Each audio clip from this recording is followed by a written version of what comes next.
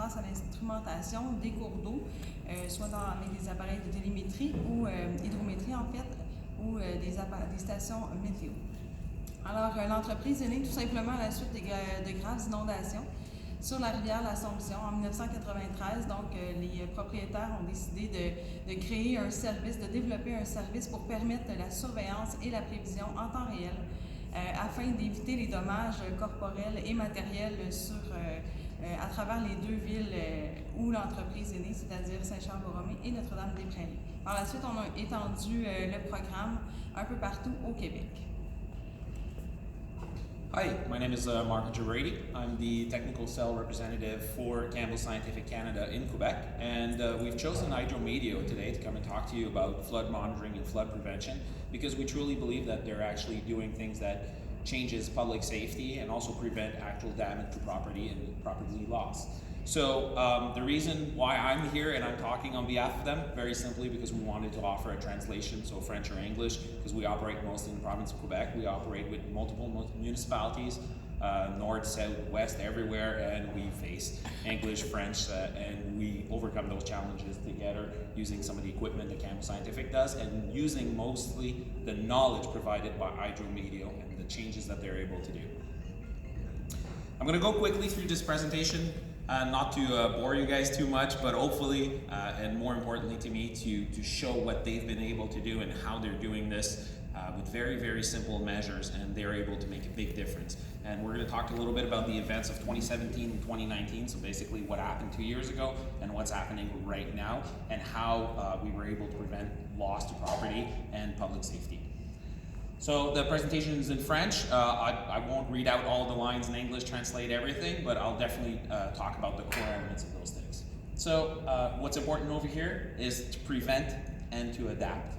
As Mike said a little earlier, these events are not going away.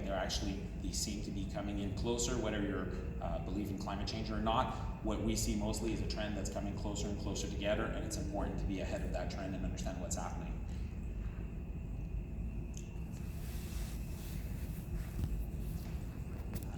All right, so quickly, just a quick stat over here that's been done.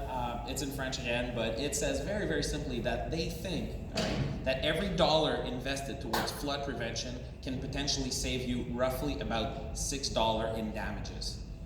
Obviously, we're not talking about public safety here, but infrastructures. All right, so I've already kind of said, but what's the Hydrometeo difference? The Hydrometeo difference is to prevent and understand by measuring flood events. And here we go. So this is the flood of 1993. This is when the leader of Hydrometeo decided to put his knowledge towards helping municipalities over here, and you can see some of the damage that happened in 1993. We can see the global map of the sector, what it looks like, and we can understand as water is flowing and the ice built up and then melted, a lot of homes were damaged, a lot of properties were damaged. Quickly. So this is what we see that was done back in the days. I think everyone's quite familiar with it, but we've got the manual method of monitoring flood, and this is all done by manual survey. So we get people out there. We have the good folks going out, exposing themselves to certain danger. They're using very, very simple methods to understand what the snowpack will hold, how it's going to behave once the temperatures come back and start to melt, and what kind of flow impacts it's going to have over the smaller to larger river systems. This is, again, some of the events that happened. We can see a little bit of ice damming condition. That's something that we're all very familiar here. It's a lot of damage also that happens every year. All right, so how do we prevent this? We put in automated measurement systems. So remote telemetry, we put in these systems everywhere, upstream, downstream, and we start to monitor what are the changes in the river systems, and we look and spot for trends. Well, they look and spot for trends. As these trends start to happen, they can start to diagnose and have a feeling for what's gonna happen from that. In turn, very, very quickly, what that does is it enables municipalities to better prevent the damage, have a faster mobilization of their safety, and get sandbags going, get some infrastructures protected, get people the right resources to live past these incredible events that we see.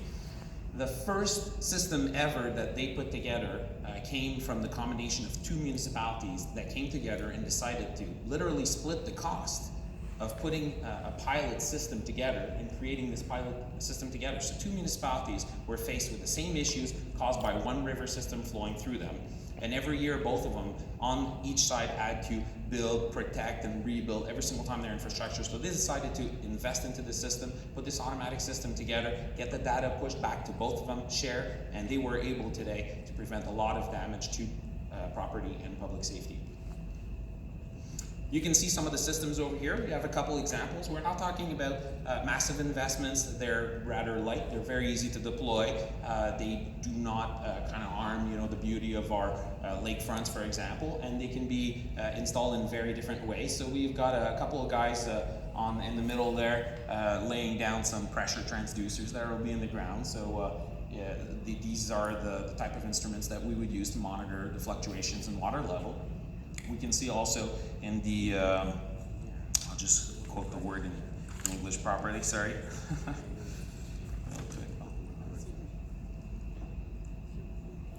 I didn't want to use the word, but storm drain system. I'm sorry, I was catching my words there. A little French English all day long. I get mixed up. I apologize.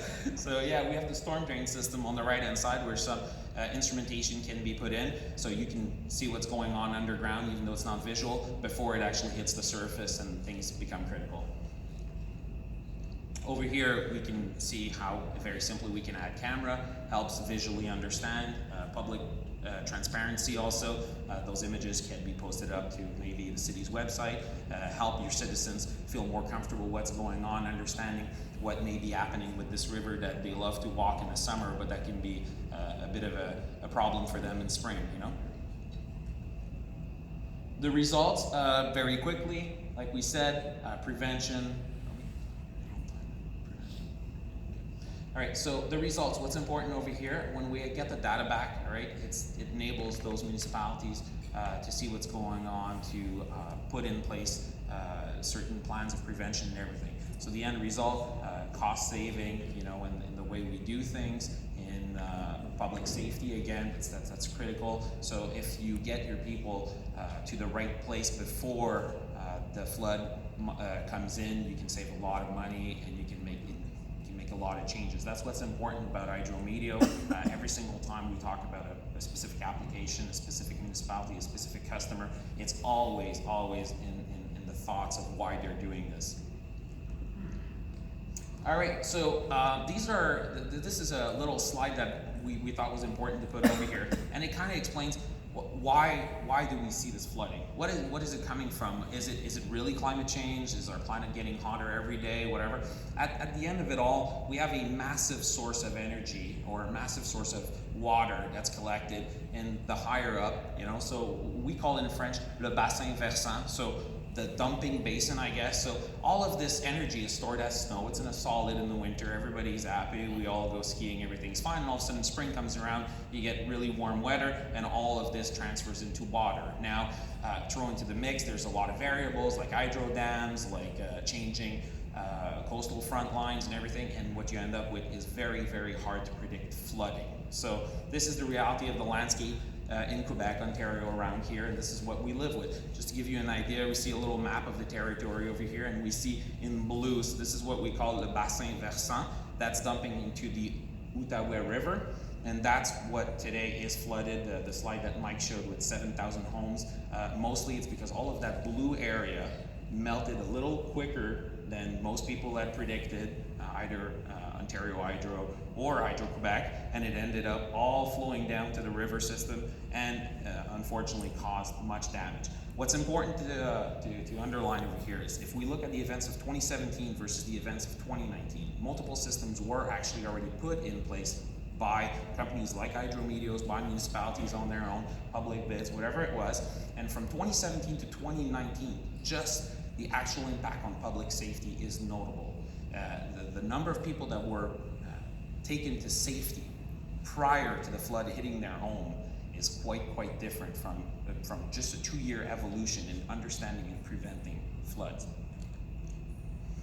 This is another one of the city's projects that they worked. So this is the Ville de Laval. It's on the north shore of Montreal, just on the opposite side. It's a really big region. Again, Montreal is an island, so surrounded by water.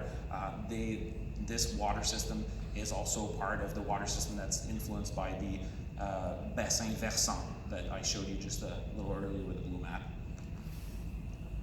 Quebec City, know them very well. Hydrometeo works with them. They work very closely with them. They were able also to put systems in place. They've been helping them change the way that they do things dynamically and making a big impact right here. This is another one, Ville-Rigaud, another example of how it's put in place. And you can see a little bit of a representation, just some snippets from the data that Hydrometeo collects and redistribute to this municipality in order to help them mobilize. A couple more examples. I'm just going to go real quick over it. You can see some of the data over here that Hydrometeo collects for their customers and send back to the municipality. This is the sort of stuff that's really helpful in understanding and putting together a plan of action.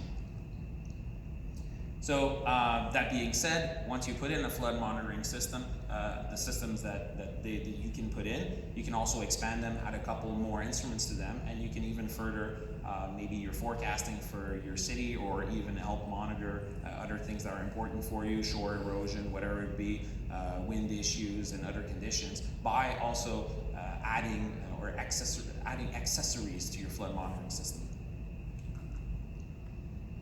All right, and obviously with data collection comes data monitoring. So that you can see a little bit of the hub over here of Hydrometeo, so the nerve center of where they help municipalities out.